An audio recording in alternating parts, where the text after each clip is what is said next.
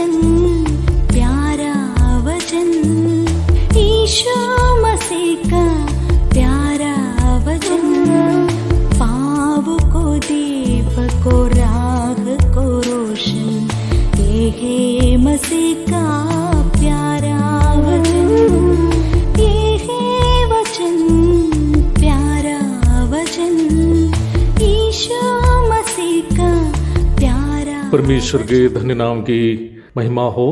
प्रभात मनन के सत्र 1676 में आप सभी का बहुत ही विनम्रता के साथ स्वागत करता हूँ। आइए आज के मनन के लिए हम पढ़ते हैं तीतुस अध्याय 2 पद 5।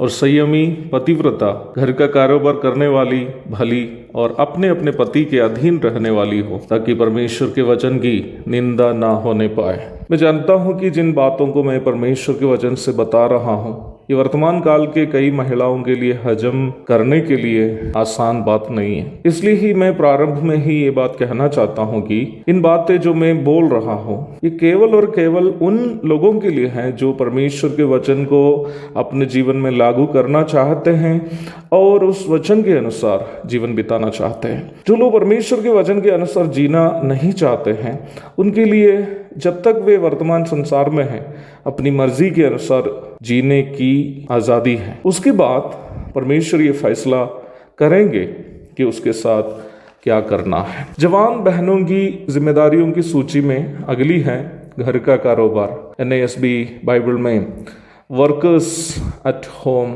करके अनुवाद किया है। क्या इसका मतलब यह है कि जवान महिलाएं घर में एक नौकरानी की तरह काम करते रहे? बिल्कुल नहीं। हम इस बात को कभी नहीं भूले कि नया नियम में प्रायोगिक जीवन के लिए भी दी गई शिक्षाएं हमें उसकी आत्मिक परिप्रेक्ष्य में समझनी है। हमारी समस्या कई बार यह है कि हम आयतों को केवल सांसारिक परिप्रेक्ष्य में ही समझते हैं। ये हमें गलत धारणाओं तथा गलत अर्थों में पहुंचा देते हैं। परमेश्वर हव्वा को आदम के लिए एक सहायक के रूप में बनाया था। उत्पत्ति 2:18 ए सूटेबल हेल्पर। यहाँ उपयोग किया गया हेल्पर अथवा सहायक शब्द के लिए इब्रानी भाषा में उपयोग किया गया शब्द एजर है। अवश्य याद रखें, भजन 46:1 में एजर शब्द परमेश्वर के लिए भी सहायक अर्थ से इस्तेमाल किया है। परमेश्वर को वहां हमारा सहायक के रूप में परिचय कराने का यह अर्थ नहीं है कि वह हमारा नौकर है। यूहन्ना रचित सुसमाचार में पवित्र आत्मा के बारे में भी हमारे सहायक के रूप में परिचय कराते हुए आप देख सकते हैं। यूहन्ना 14:16,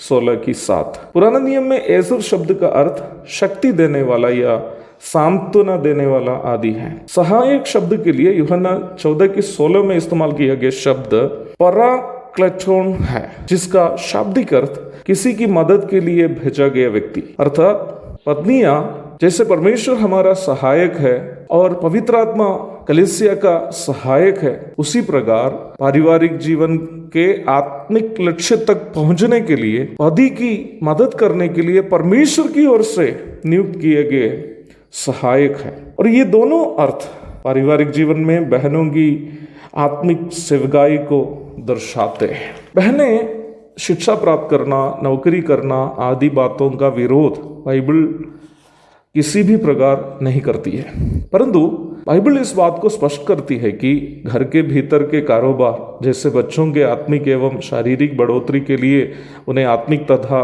भौतिक भोजन आवश्यकता के अनुसार समय समय पर उपलब्ध कराना, अतिथि सत्कार करना, पति को करने के लिए प्रभु ने जिन सेवा उन्हें दिया है, उस सेवा को करने के लिए पति के लिए अनुकूल माहौल घर में बनाना आदि बहनों का ऐसा दायित्व है जिससे वे कभी भी दूर नहीं रह सकती है।